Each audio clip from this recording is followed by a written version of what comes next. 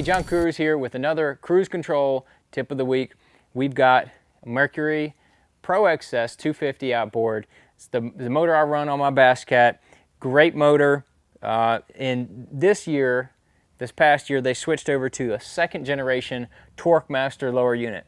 This lower unit's got some different designs in it, and so you may need to do some different things to your prop depending on your boat setup. One of the things that they did here is that they have a bigger flange here, which helps the lower unit vent, helps some of the bigger boats, boats that had a harder time getting on plane, helps them get on plane easier.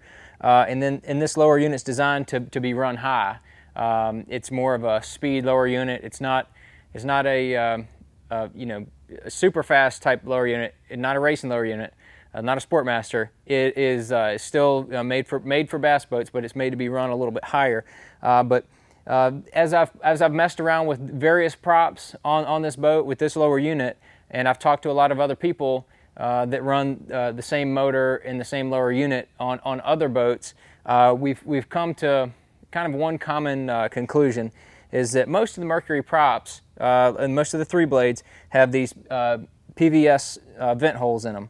And they have little plugs that can go into each one of them. Some of them have various holes that make the open hole smaller, like this one, and then some of them are solid vented, solid holes, just like this. So you can plug them up and keep that exhaust from coming out and venting the blades.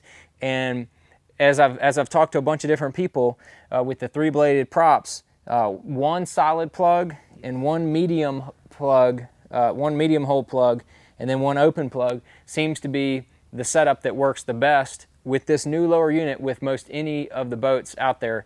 So if you got a Mercury, or you're getting ready to get a Mercury, and you're more than likely going to be running a 3-bladed prop, look to do one solid plug, one medium plug as a good place to start. You can you can add more plugs or take some out.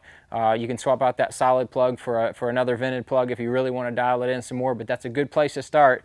If you start with no plugs in, you might even not be able to get your boat on plane. If I took all these plugs out of my boat, the prop would vent so bad I wouldn't even be able to get it on plane.